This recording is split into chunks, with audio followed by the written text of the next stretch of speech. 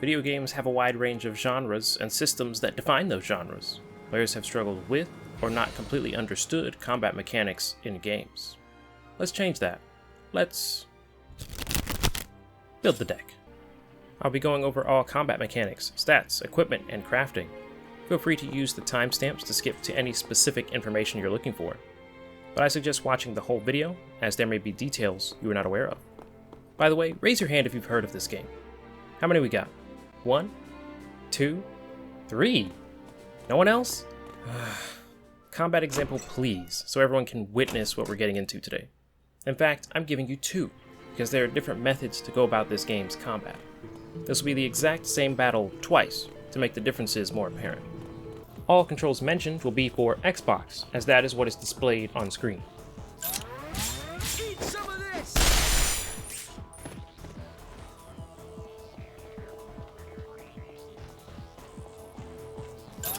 Too late! This is how it's done!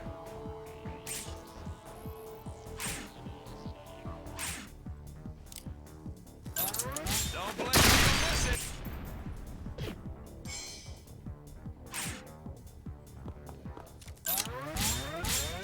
Time to die! You want some time to die?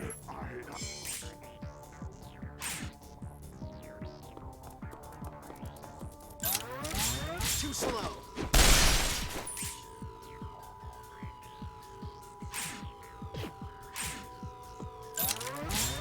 My house. Who do you think you're one hit? What's the fun in that?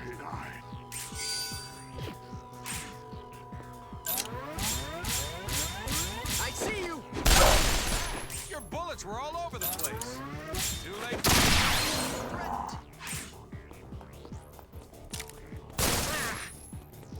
I'm not exactly sure what it is, but I like it. Stretch.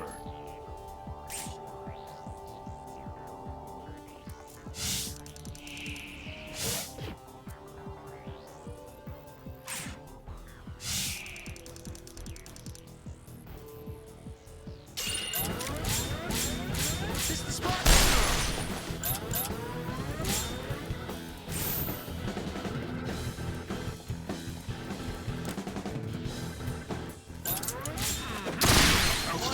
Where's the fun in that?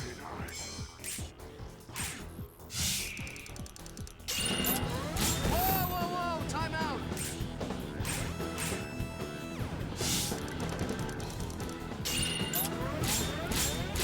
You want some more? Off the leash. I think I have a spare.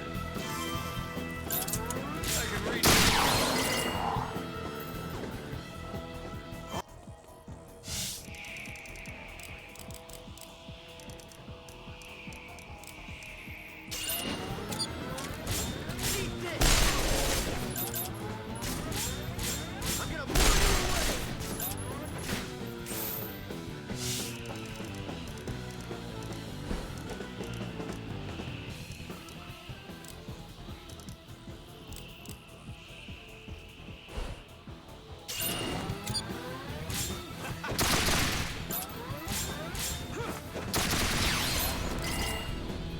This is how it's done.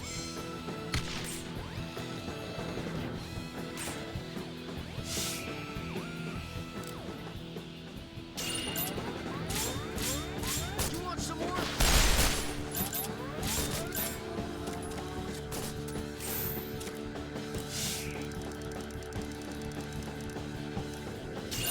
Too late. You want some of this? Who do you think you're meant to be?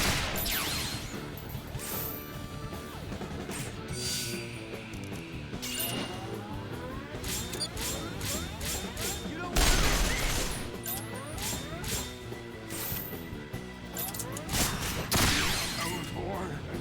Before we get into the basic controls, the controls in the Steam version can be rebound.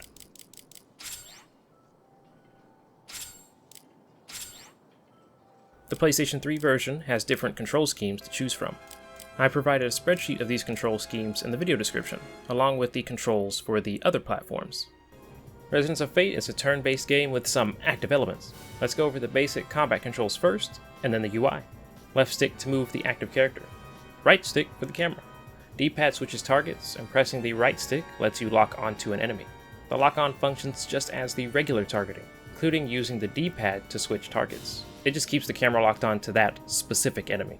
While locked on, you can cycle through all enemies in the arena, even if they are off-screen, but the D-pad button pressed must match the direction the enemy is in. Whereas if you are untargeted, the crosshair will only shift between enemies that are on screen. A for normal attacks. Attacks in this game being anything but normal. When A is pressed, the circle around the targeted enemy fills, and an attack can only be performed after the circle has filled at least once. This is called a charge. Press A second time to launch the attack. B is held to end an active character's turn early. And when a character's turn has ended, their name is grayed out until each character has taken a turn. The bumpers switch between characters that have an unused turn. Triggers change the equipped item for the active character, such as their gun, ammo box, grenade box, and first aid kit. The back button lets you change the equipped item within the boxes I mentioned.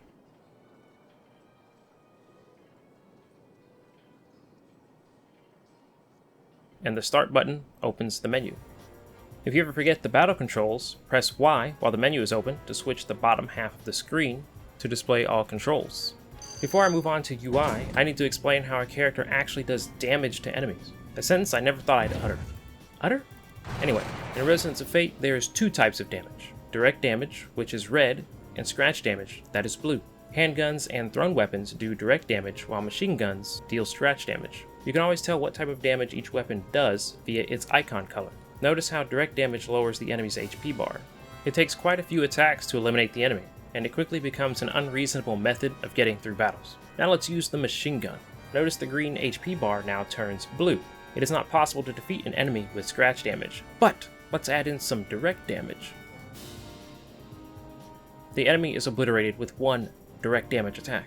All scratch damage is converted to direct damage when they are hit with a handgun or thrown weapon. Filling up enemy HP bars with blue scratch damage and then one-shotting them is the basis of combat in Resonance of Fate. Note, all explosions deal damage to you and enemies if they're close enough. Now onto the UI. All three characters in the party will always start in this formation, a horizontal line. You can alter which character is in which position. In the out of combat menu, when you press Y, press X for change order. Press A to select a character to move, and then select the character you would like to switch them with. Slot 1 is the middle of the formation, slot 2 is left, and slot 3 is right. Notice the ring around the selected character with different symbols in different colors. It is a radial map, indicating party member positions, enemies, and exits to the battle arena. Let's start with the two white cones. These each point to the white exits for the arena. Now look in the top right of the screen. This is a map of the current arena as well. The white sections on the top and bottom here also match the location of the arena exits. I specified the exits as being white because in various instances they can be different colors, and in dungeons there are a series of hexagons connected together. The colors allow you to understand which direction you need to go to navigate multi-room dungeons. The green spheres represent party member locations, yellow spheres indicate regular enemies, and red spheres are leader enemies. If all leader enemies are defeated, you instantly win the battle and have a chance to gain drops from the other enemies as well. One last thing for the radial map. There's a top-down version of it if you press the left stick, changing the dungeon map, and if you press it again, you can remove the map entirely.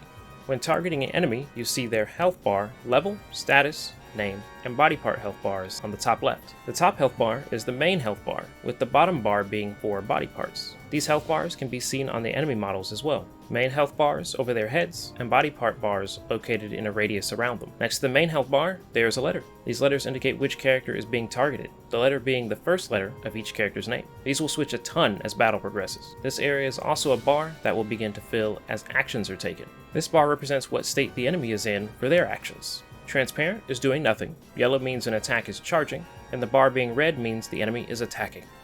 Now to the bottom right of the screen. The characters are in the order set in the out of combat menu. Let's focus on Zephyr's section. His target status, name, HP bar, the value of the HP bar, level, first equipped item being his gun, the number next to the gun in white is 14. This is how many bullets Zephyr will fire with each attack, and the number in blue is what level Zephyr has with machine guns. This area also doubles as an experience bar for this weapon, so when it fills, Zephyr's machine gun level will increase. Second equipped item, and a movement gauge, the light blue section. The target next to Zephyr's name indicates the status of enemies targeting him. No color means he is not being targeted, yellow is being targeted, and red is being attacked. As you switch the active character, the highlighted section changes as well. The bottom center of the screen is your bezels. Don't they look grand? These things are your lifeblood. I'm making this emphasis now and will do it again in the future. If they run out, in most instances, you've just lost the battle. Now that I've instilled the fear, these bezels are used by pressing X to use a hero action. This changes the active character to hero action mode. The left stick will move this blue dotted line, and you can make it shorter or longer. If X is pressed again, it will activate the hero action. The character will run from their current position to the position indicated at the end of the line, and the character can attack as many times as they are able during this run. Before we have Zephyr go for a light mid-combat jog, look at his movement gauge. Its color has changed to orange. During a hero action, the character receives a different movement gauge. This will deplete as Zephyr moves through his run, and the number to the right indicates only Zephyr will be affected by this action. Here goes. I see you. I'm working here. You want some more? Characters can also jump during a hero action and will always land at the destination marker, no matter when the jump was started.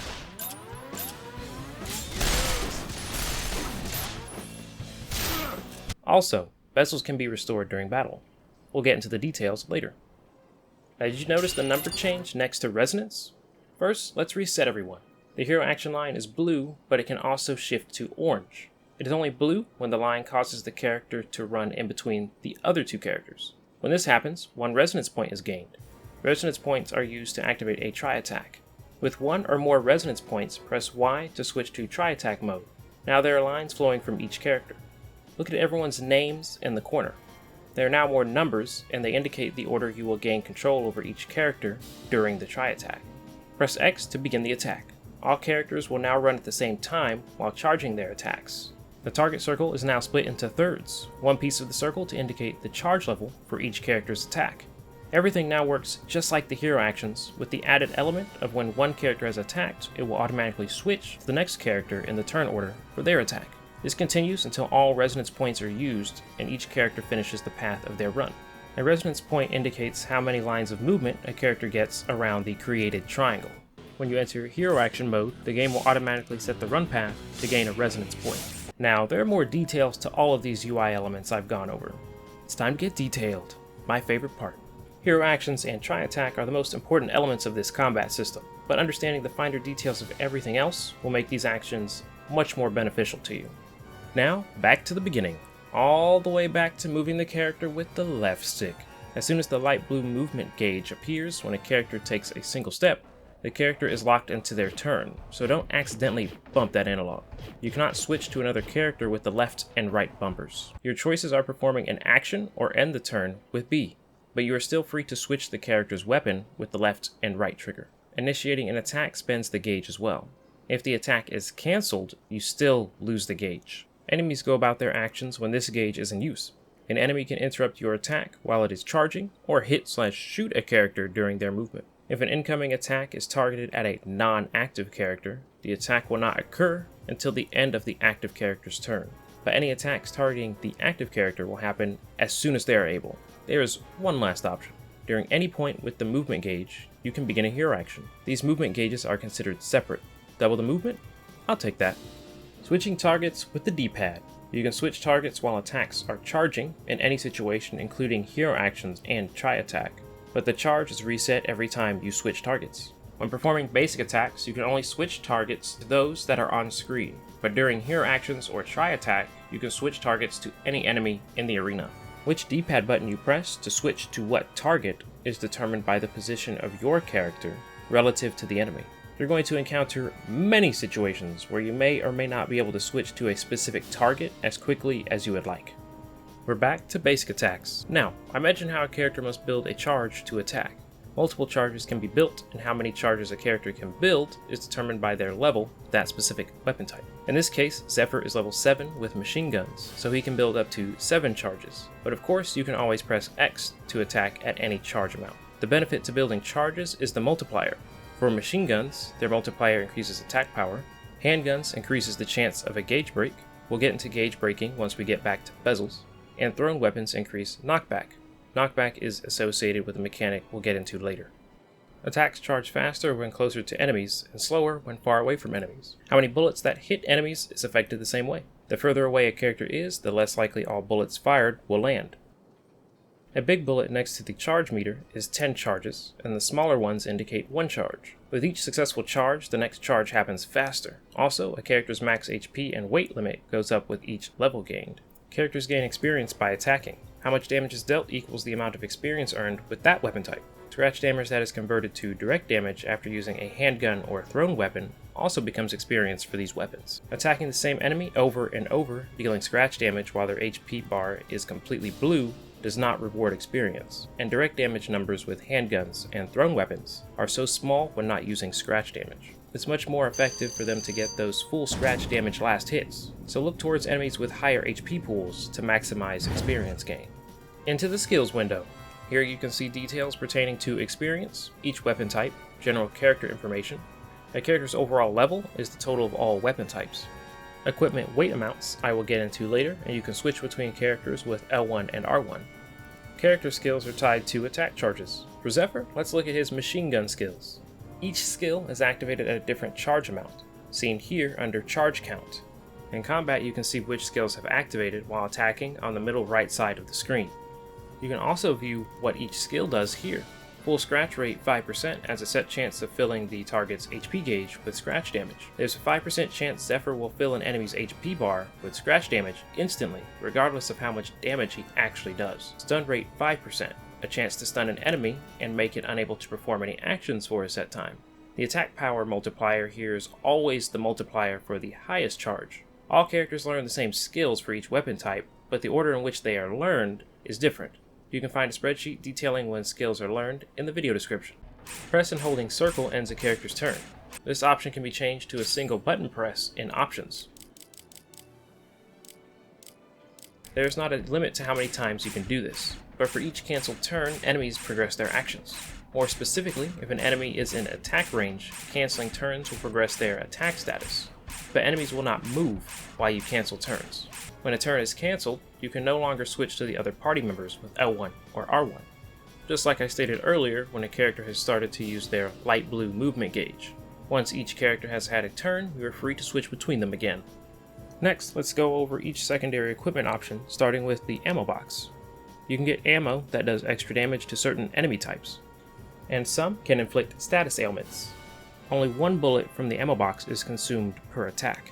The item description is at the bottom along with the stats for that ammo type. Stats will be after all the combat information. The grenade box houses different types of grenades that can also inflict status ailments. The item description is at the bottom along with the grenade stats. Grenades also do higher direct damage than handguns and have an area of effect, but of course are limited by their quantity. You gain the ability to craft or purchase both bullets and grenades a bit into the game. The first aid box is of course for first aid. First aid heals a set amount of scratch damage. Multi-aids heal a set amount of scratch damage in a radius. Perfect aids heal HP.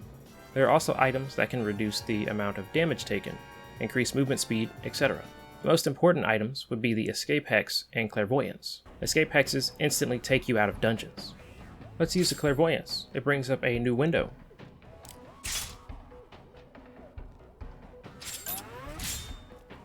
It shows you any weaknesses or resistances an enemy has. There's a meter for the main body and body parts. In this case, they are more on the soft side of the meter. This helps you understand what type of ammo would be most effective against this gremlin. Also yes, an enemy can have up to this many body parts. At the bottom is the items that can be dropped. You can press Y to hide the info box if you like admiring character models. Probably best not to do that. Now remember that enemy info. You can't see it again in combat unless you use another clairvoyance, or you can just go check the Bestiary. In every guild there is a book that will show detailed information on every enemy encountered. It is possible to equip 2 guns to a single character. However, due to equipment weight limits, there are not many instances in which you can or would want to do this. Equip 1 each of a machine gun and handgun. The same character can dish out the scratch and finish the enemy with the direct. In 2 different turns, of course. Equipping a character with 2 of the same type of gun allows you to fire even more bullets, emptying the clips for each of them in one attack.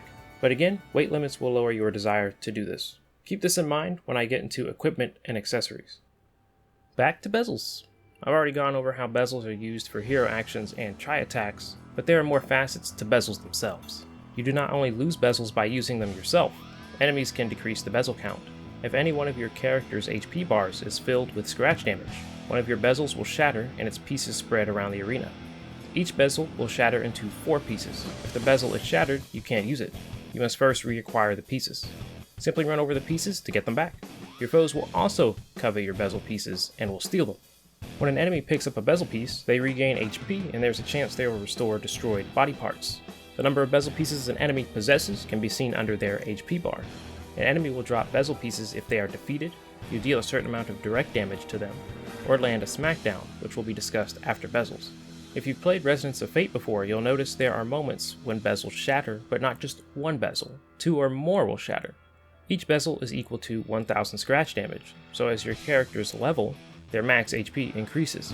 If an enemy fills a 2000 or more HP bar with scratch damage, it will shatter 2 bezels, since each bezel is worth 1000 scratch damage. When I first played this, I did not realize this even though it says it right here. I'm always impressed how much information flies out of your brain.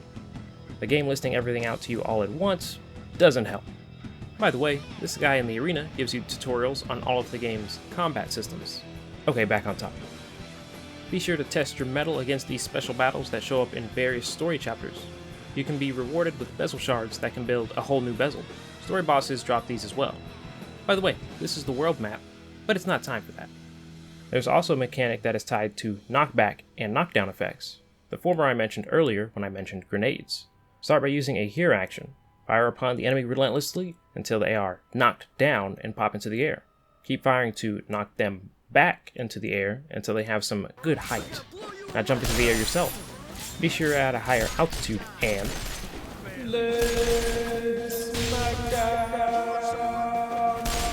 making the enemy drop bezel pieces they're holding and items from their drop list, while also dealing extra damage to all body parts and their main HP bar.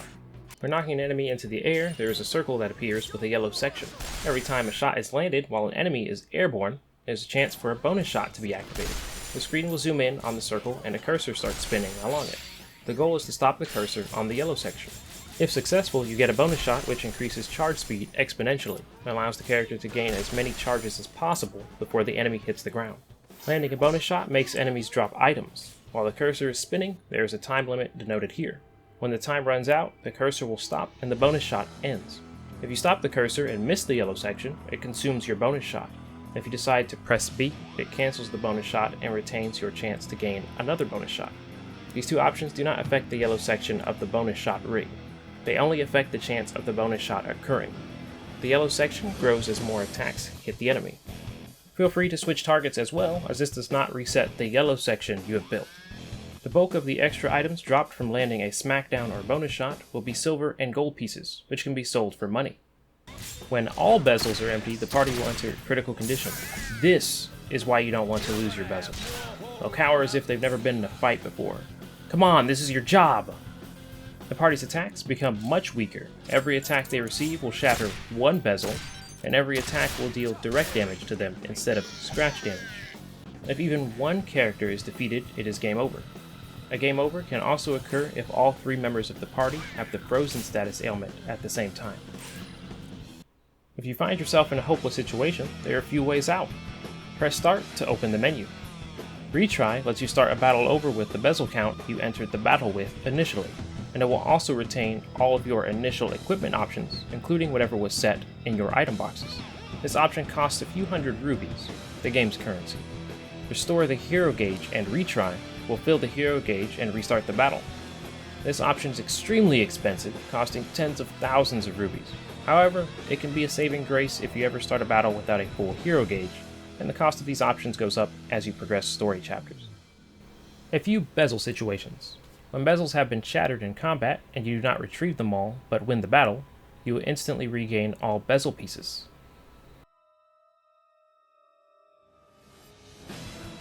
When bezels shatter and you leave the battle without recovering them, the pieces stay gone until you rest at a base or an inn.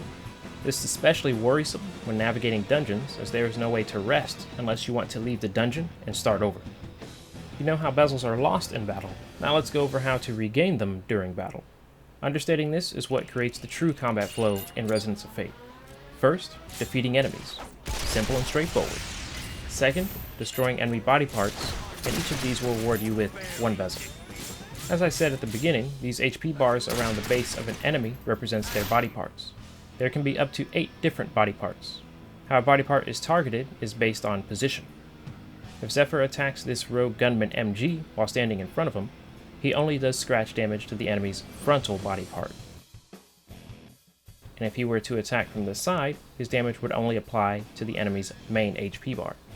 You can encounter enemies that shield their main HP bars via body parts as well. Destroying some body parts can even disable certain attacks on some enemies, like a tank with a mounted gun for example. Attacking while on the ground will always hit whichever part of the enemy a character is facing, but if you attack while jumping during a hero action, bullets target body parts and the main HP bar randomly. Gauge breaking. Probably the least used bezel restoration you will use, but is of course still useful. This is where the gauge break charge bonus on handguns comes into play. A gauge break is when an enemy's HP bar becomes segmented with a line down the center like this. When the HP is reduced below this line, you regain a bezel. It is also possible for an HP bar to be broken more than one time, so it is now broken into 3 segments. Body parts and main HP bars can be broken. Note, an HP bar can be broken up to 4 times, and the enemy is stunned each time a gauge is broken, whether it be the main HP bar or a body part, even if they have hit the maximum number of gauge breaks. Now back to hero actions. I'd like to mention the function of 2 more buttons while in hero action mode. Press the left stick button to make the hero line do a quick 180, good for moving this around more quickly. Press the right stick button to do a zoom in on the destination marker. Pesky battlefield difficult to see, or a wall in the way? Just look past it. Attack, jump, and circle to cancel hero action. If in the air, you cannot cancel the action. Activate a hero action as an enemy is about to attack, and avoid the incoming damage. Run normally, and before the movement gauge runs out, activate a hero action to get more movement during a turn. While running during a hero action, jump just before the character reaches the end of their run to gain a bit of extra charge time for a final attack or just more attacks. Be careful, hero actions can also be stopped by running into obstacles! These are bunkers. You can run into them, but they also act as cover and have their own HP bar. If a character stands close enough to a bunker, you will hear this sound and see this symbol. This means the character is close enough to shoot through the grates on the bunker, but be aware enemies can do the same thing. If this symbol is not visible, all attacks will simply damage the bunker. Yes, a bunker can be destroyed. Characters can run into big enemies like this as well. Normal wall obstacles like these can stop hero actions as well, but this collision only happens if a character runs into the wall head on. Set your hero action run path with a huge angle like this, and they'll just run along the wall and not collide with it. This can also work with big enemies. Tri-attack details. I require your attention for this information. A lot of actions happen quickly during tri-attacks, with everything happening at the same time, and instances where some buttons do stuff and others do not, depending on the situation. You must focus if you want to feel like you have control over this. Hardcore action. Quick recap. Y to enter tri-attack mode if you have 1 or more resonance points. X to start the tri-attack. B to cancel the tri-attack. New button. Press Y again to alternate which direction the characters run in. You can tell by the flow of the dotted lines and the turn order changing on the bottom right. You can switch which character you want to start the tri-attack with, and you can switch equipped weapons at this time. Let's begin. As everyone is running, you can still switch between all 3 characters. Once you launch an attack, it automatically switches to the next character in the turn order. At this moment, it goes into slow motion to give you time to make a choice, and you have 2 choices. Attack with the new character, or press B to cancel it and go to the next character. Pressing B at this time does not end the character's run. It saves their charges until their attack comes around again. During the slow motion, you cannot use left bumper or right bumper to switch characters. If a character does not have at least 1 full charge, their turn will be skipped during the tri-attack. When all characters have taken an action, whether they have attacked or their turn was skipped, there will be no more slow motion, and this means left bumper and right bumper become active for you to switch characters again. When left bumper and right bumper are active, pressing B at this moment will cancel the active character's run. Starting a tri-attack instantly spends all stored resonance points. When an enemy is defeated or a body part is destroyed, it will automatically go back to the character with the number 1 in the turn order. Remember, switching characters with the bumpers changes this order. Losing resonance points. This is as simple as performing any action that does not result in a resonance point, but ending a character turn with B takes away 1 resonance point. You can run around normally and lose resonance points based on the distance moved. They drain away super fast. Don't do this. If the hero action line is blue, but you end the character's turn before crossing the threshold, where you gain a resonance point, you will not lose any stored resonance points. Time to get into stats. Resonance of Fate is interesting, in that raising your base damage is not the primary focus when strengthening your characters. Each stat has an associated symbol, and these symbols can be seen when equipping guns and attachments. Attack power is damage done by 1 bullet or item use. Gauge break, the ability to break HP gauges. Knockback, the ability to knock targets back. This is how far an enemy is launched into the air after they have gone airborne. Charge speed increases weapon charge speed. This increases the base charge.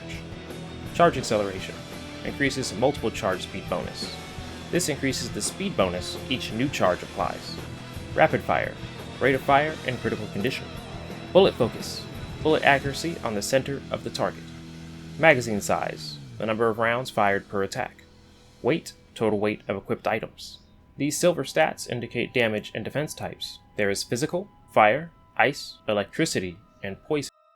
If the element of an attack matches an elemental weakness of the target, you do extra damage. Conversely, if the enemy resists the element, you do less damage. It is possible for elemental resistances to nullify or absorb damage instead, if the resistance is high enough. There are 5 types of status ailments, and each lasts for 15 seconds. And this being a turn-based game means this is 15 seconds in active time. There is immolation, caused by fire, dealing scratch damage every second. Freezing, caused by ice, prevents movement and other actions. Electrocution, caused by electricity, slows charge speed. Poison, deals direct damage every second. Oil, slows movement speed and raises vulnerability to fire damage. Let's move over to the equip window. We have character name, equipment, equipped with the weight values. 2 accessories can be equipped. Parameter is the stats applied to attacks when dual wielding 2 of the same type of gun. This is the stat average of both guns, resistances, total weight and weight limit, and stats of the currently highlighted piece of equipment. At the top are the controls. The help option is what brings up the stats I showed you earlier. Press X when hovering over the magazine case, first aid kit, or grenade box to switch the item used, and of course, it can still be switched during combat. Accessories can reduce physical damage, increase resistance to elements or ailments, and more. A notable one is Auto Trigger. It will make your characters attack automatically when a character's gauge empties if they have at least 1 complete charge. Useful for when you often miss time attacks to maximize those charges. Right under Equip, we have Customize. This is where you equip attachments to guns to increase their stats, and there are different kinds of attachments, each raising different parameters. Here you have the weapon list and letters over each weapon indicating which character currently has it equipped, the grid for the gun and attachments, and the current stats at the bottom. Excuse the absurdity that is the number of attachments on these guns.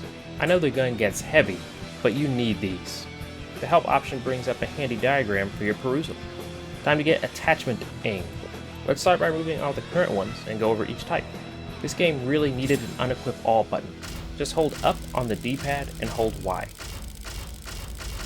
Once you have selected a piece to attach, the gun itself can be moved around the grid to help fit the sheer quantity of attachments. Scopes increase charge speed and have this vertical line. Each shape indicates where different pieces can attach. Take the scope with a vertical line missing within the circle and fill it with the line on the machine gun, like a puzzle piece. Barrels increase charge acceleration. The MG means it is for machine guns, and HG, handguns, denoted by a triangle. We'll get to the X. Grips increase rapid fire and bullet focus. They get the square. Magazines increase magazine size, plus sign, and is a horizontal line for handguns. Mounts equal space for extra attachments and raise bullet focus. The 45-degree rotated equal sign. Sub-barrels, even more charge acceleration. Here's the X. There are also adapters and multi-sub-barrels that feature a T. along with other attachments with extra symbols. If the weight limit is exceeded, the weapon will be unequipped and you will get a warning as you try to leave the customize window. It also does the same for equipped attachments that are not equipped properly. Enjoy the puzzles! I'm sure you noticed the item names in different colors. Orange is currently equipped attachments, and green is for newly obtained items. After some time, green items will turn white. This is also the case for any items you obtain, not just attachments. And there is one final detail I'd like to mention. These shapes do not fit perfectly or evenly. Now you can't unsee it, just like me. Here's an example of how much of a difference the attachments make in combat.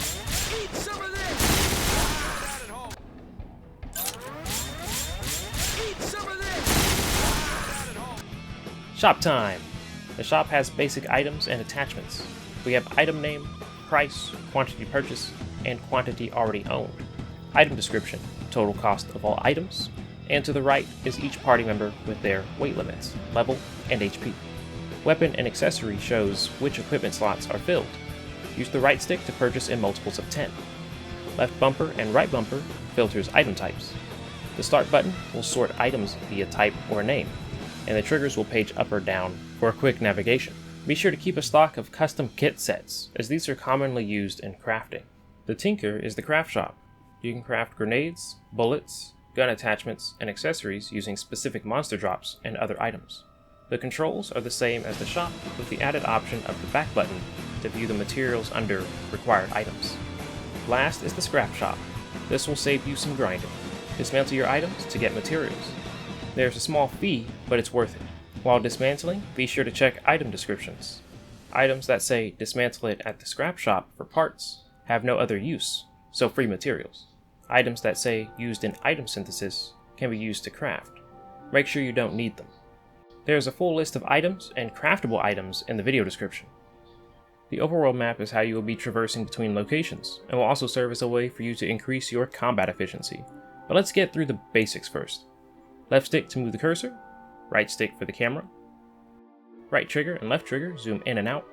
The back button brings up a world map, and the next main objective will always have this pink highlight and say NEXT! Press Y in the pause menu to display these controls. Press the left stick button to toggle location, area info, and colored hexes. Area info refers to the text at the bottom of the screen, giving information to whichever hex the cursor is on. This hex has a symbol to the left of the hex name. This indicates that this hex is a safe area and no battles will occur here or on hexes with the building. The hex next to the arena has no symbol. When moving the cursor over these hexes, there's a chance for a random battle. Press X to open the energy hex menu. All controls are detailed at the top of the screen. To make new areas accessible, you must uncover parts of the map by placing hexes. These are acquired by defeating enemies, and they come in a variety of shapes and colors. We have 3 types of hexes: the regular white hexes, colored hexes, and station hexes. When placing a hex, you can rotate it with left bumper or right bumper to help it fit. When the hex is flashing, it can be placed in that position, and when not flashing, it cannot. If a piece of the hex is hanging off the map, it cannot be placed. A hex must be placed next to an already revealed hex. For cities, you can enter specific parts of it based on which hex you decide to use. Notice each section has a different description. Use this to traverse the cities with more efficiency. Colored hexes are used to uncover certain parts of the map to control progress to certain areas. They can still be used to uncover gray hexes and for gaining combat-related boosts from terminals.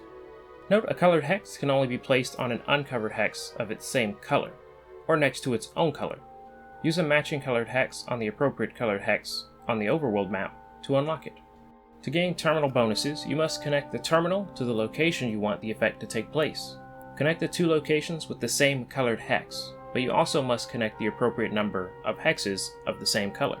This terminal shows 0 of 30, and will make enemies restore scratch damage more slowly in combat. I can't place any colored hexes directly on it. You must first begin with an already placed colored hex. Let's use yellow. So we need a total of 30 connected yellow hexes for the terminal effect to activate. Then connect it to a dungeon using the same colored hex. Terminal effects can even be transferred between levels through elevators. Simply connect it with the same color. It is also possible for there to be multiple terminal effects for a single color, but know the value of all terminals will be combined to activate the effects. Be mindful of which color you try to use, as each color only comes in one shape. Different colored hexes can overwrite existing colors. Station hexes take up one hex and can only be placed on safe areas. They allow you to rest, restoring all bezels, and save. Station hexes can be acquired by trading in 5 of any colored hex to this NPC at the guild. The station hex will be the same color. Also use station hexes to fill in those gaps to help with spreading a terminal's influence on the map. If a station hex is ever in the way of your hexing endeavors, there is a dismantle option, but your station hex will not be reimbursed. Plan it out so you don't waste hexes. Dungeons have 2 forms. The first you'll encounter is the multiple room areas. I went over this briefly during the minimap explanation. The area is made up of connected hexagons, generally with enemies in each, and you progress through each room, sometimes with multiple options. Follow the colors. Colors are your friend. The side of the hexagon the colors are on help you understand which direction you need to move in. Blue is to the left, and green is to the right. Be sure to look at the lines connecting each hexagon, as the left and right sections of this dungeon are not connected to each other. The second form of dungeon is akin to a smaller version of the Overworld. There are no safe areas. Random battles can occur, there will be an energy station for resting and saving, and there are multiple Form 1 dungeons. There is a day-night cycle. Check the time of day on the top right along with your current location in the Overworld, or check the time on the pause menu anywhere else. The time of day progresses as the cursor is moved. NPC locations and enemies can also change based on the time. Now, do you understand Resonance of Fate, aka End of Eternity, combat, and mechanics? A reminder, check the video description for spreadsheets on controls for each platform, weapon skills, terminals, items, and enemy item drop lists. Thank you to xShonnen for his help with answering some of my questions about this game. I also watched his speedrun for information for this video. Please help me thank him by checking out his speedruns on his YouTube or Twitch live streams.